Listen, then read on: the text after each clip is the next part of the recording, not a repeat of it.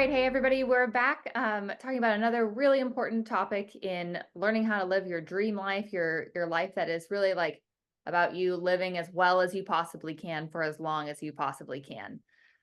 Today we're going to talk about exercise and a specific component of exercise. So we all know exercise is important, but Scotty's really going to dig into why that is. And today we're going to break it down into just the cardiovascular exercise part. So we know that strength training and stability training is also really important, a topic for another time, but we're going to hone in on exercise. And there are, various guidelines for how many minutes of how much exercise you should do each week from a bunch of professional societies.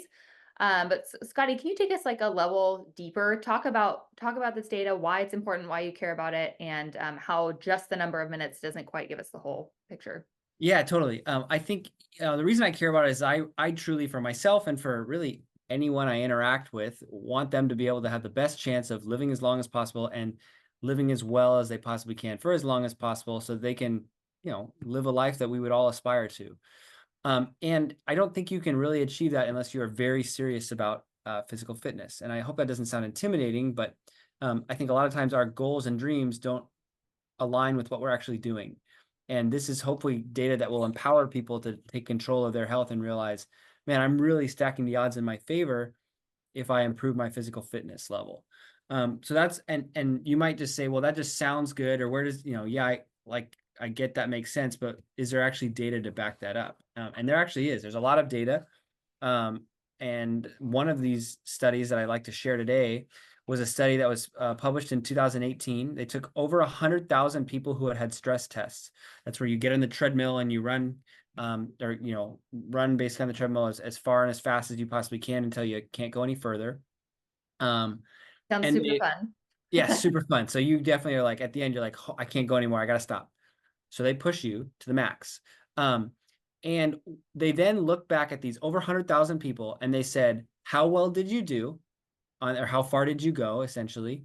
And how does that relate to your chances of dying over the next 10 years? And what they found was actually pretty amazing.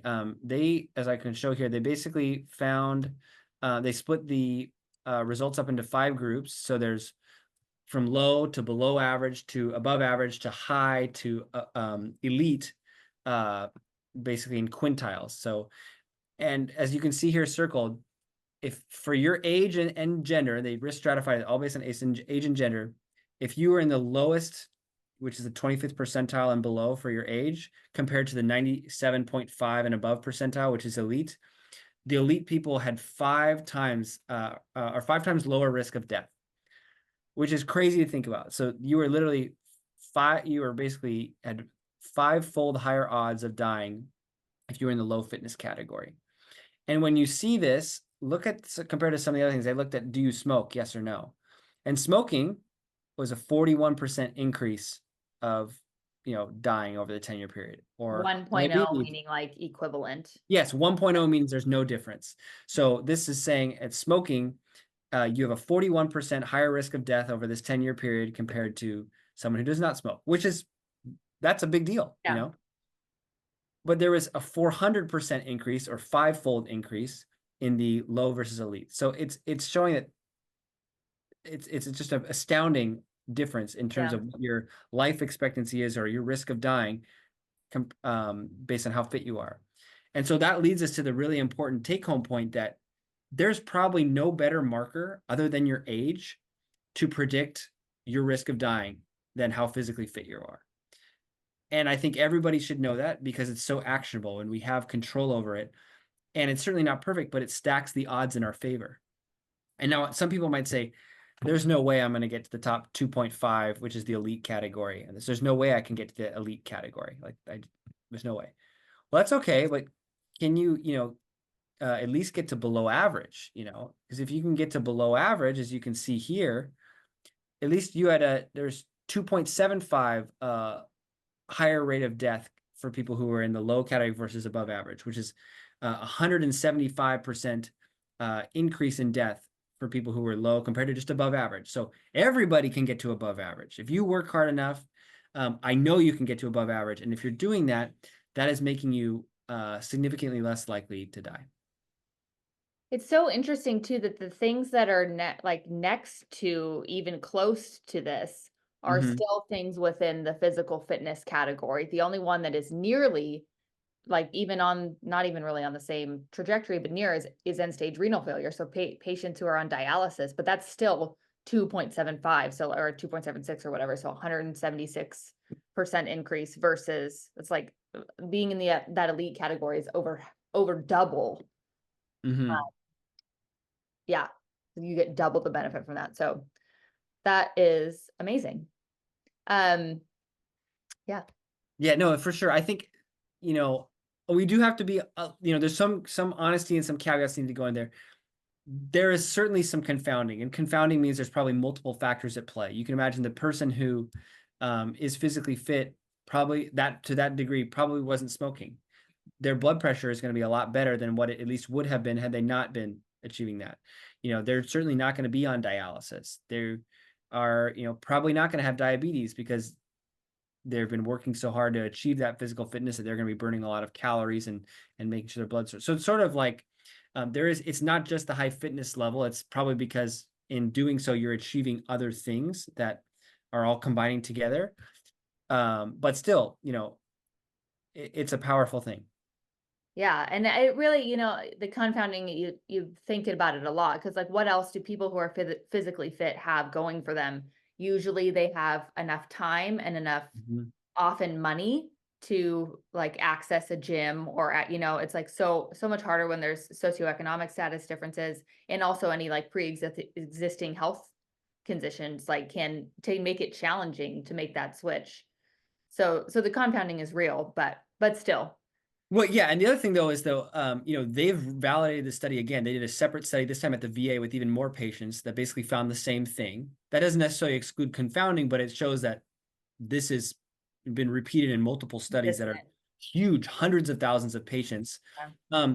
And then there's another study that showed that, this is just the study I referenced is just a snapshot in time. But what about if we improve upon or we get worse, how does that change our life expectancy? And there's another study where they took patients who had had two stress tests, at least a year apart, and they said, let's look at how people did. Did they, they have a score at stress test one, a year or more later, they do another one. Did they improve or not? Did they improve a little bit? Did they improve a lot? Did they get worse a little bit? Did they get worse a lot? And they showed that if you got more fit on that repeat stress test, your risk of dying went down. If you got less fit on that stress test in the future, your risk of dying went up. So it shows that yeah, there's some confounding going on, but we clearly have control over it because if we got more fit on that follow-up stress test or we got less fit, our risk of dying was adjusted accordingly. So this is really, really powerful and really, really important. To clarify, the are the people like in these studies, the people having stress tests, they're Mhm. not having stress tests for the normal reasons we would order a stress test, like exertional dyspnea No, or they are because it's oh, they retrospective. are. It's retrospective. Okay, Yeah, there's okay. no way they could just put like, 200,000 people Yeah. on a stress test for so it is. It's just looking back at, hey, let's look at all the data of people who have stress tests. So where that comes to me, yes, I think what's important in that is that means that these levels of elite or not are elite in people who were referred for stress testing, Yeah. which means that's another important caveat I'm glad you brought up. The actual elite scores on that treadmill are probably not elite. Yeah. I know they're not elite if you actually just took the general population. Yeah. And so, but I don't think that means you throw this data out. I think it shows that, hey, that means fitness levels, at least we still want to get to the elite metric by our age and sex, even in this population. While that might not mean it's the elite actual fitness level, I still want you to get to the elite actual fitness level within the general population because that's going to impact your quality of life. Maybe not mortality, but we know based upon the rate of decline for our physical fitness as we age, the higher up you are, we can start to predict by what age you might have trouble doing certain activities. And so I want you as high up on this, physical fitness category as possible so that you can still do the things you love to do for as long as possible. How do you, if you have a patient that comes to you and is gets the importance of this and has bought in, and they just are like, how do I? They're not really doing much cardio or really any fitness. Like, how do you counsel them to get started?